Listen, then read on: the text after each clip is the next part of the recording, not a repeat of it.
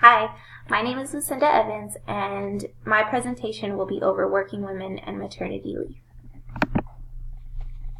During my presentation, I will discuss the evolution of working women, their struggles that they had to face to be able to gain the rights that they have today. I will also be discussing the importance of maternity leave, how it affects women, how it affects children, and things that go along with that. I will also be discussing the flaws in the United States with maternity leave. Since the beginning, women have faced struggles in the workforce. Prior to the Civil War, women were expected to maintain the household. They didn't have anything to do with the workforce because their job was to maintain the house, take care of the children, and the men were out working. But after the Civil War began, the women were forced to join the workforce so that they could make ends meet while the men were away. This was the beginning of women exploring their freedom and their rights, which brought a lot of their struggles. The main struggle was for equality. Women would work really long hours for very poor pay. It wasn't until after World War II began that women were given the opportunity to branch out into jobs that were never performed by women. It was their shot to prove their capability of being a part of the workforce. Their feeling of freedom and independence grew during this time, but it was short-lived when the men returned from the war. So they were forced to go back to their more feminine positions and not be a part of the workforce. In 1963, the Equal Pay Act for women was passed, making it illegal to pay different salaries to men and women performing the same work. Even though this law came into play, there was still gender discrimination. It was still an issue. Shirley Chisholm was the first African American congresswoman that gave a speech in 1969 that was called Equal Rights for Women.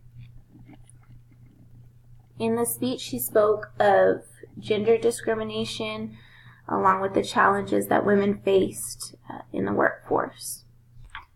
It was in the late 1970s that a single income household couldn't support a middle class lifestyle. So it was necessary for the women to join the workforce who were homemakers, who stayed at home to maintain. Today, gender discrimination is still alive, but women in the workforce has increased. If you will look at the graph that I have provided from the United States Department of Labor, it shows the increase in both men and women in the workforce. So, the starting point in 1950, the men was twice the number of women. So if you compare that to today, it only has about a 10,000 people difference. Another graph from the United States Department of Labor shows the rate of working women that have children. It also shows the ages of the children that women have while they're working. It's very clear that the numbers are very low for anybody that has children under 3 years old.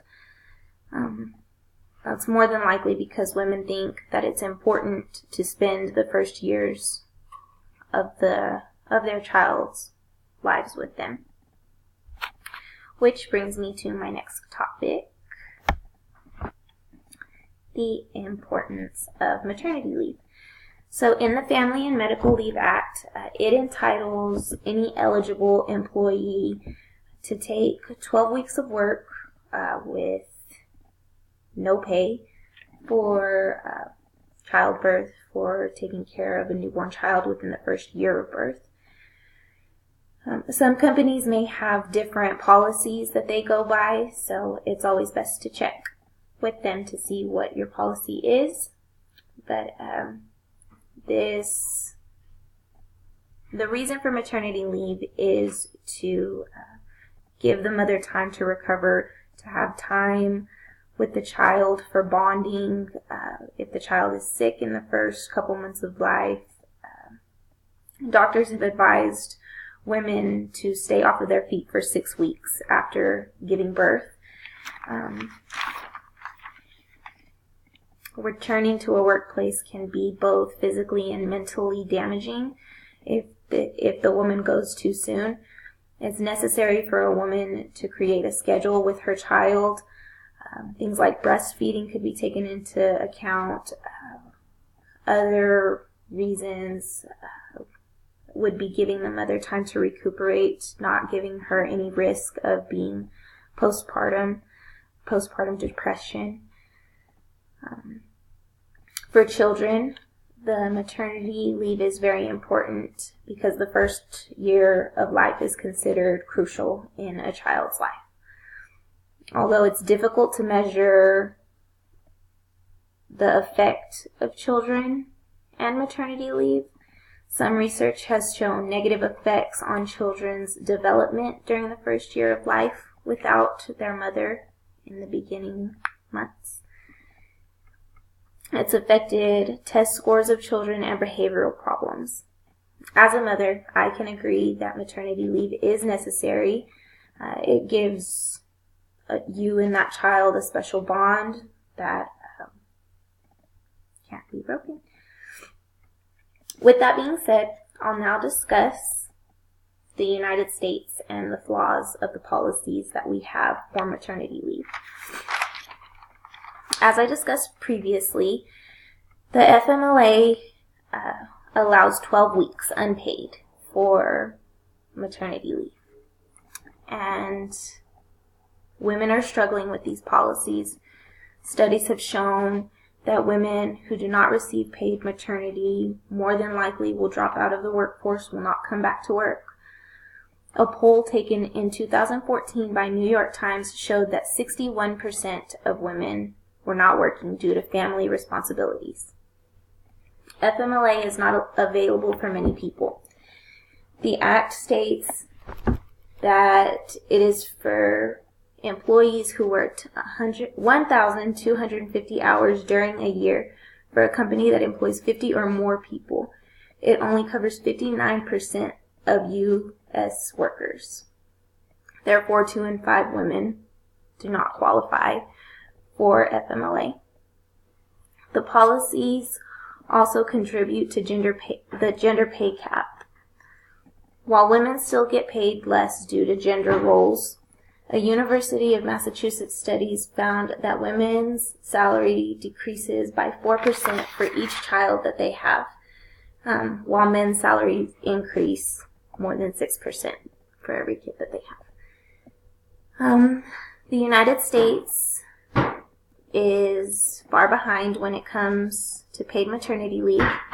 Only 4 states are publicly funded for paid maternity leave laws. Those states are California, New Jersey, Massachusetts, and Rhode Island. But even their policies offer much less than countries around the world.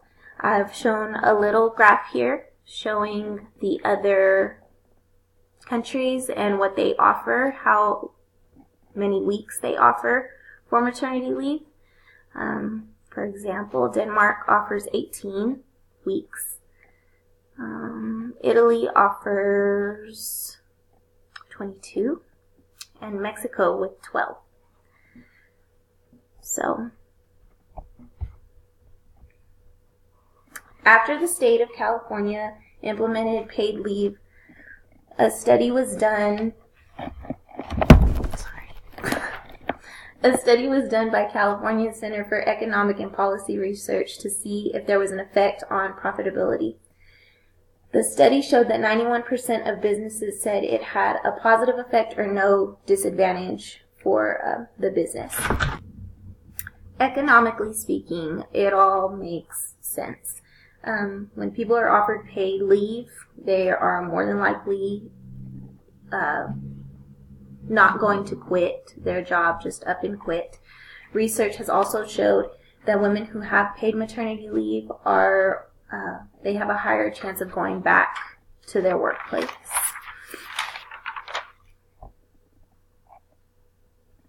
In conclusion, the United States has some catching up to do in regards with maternity leave.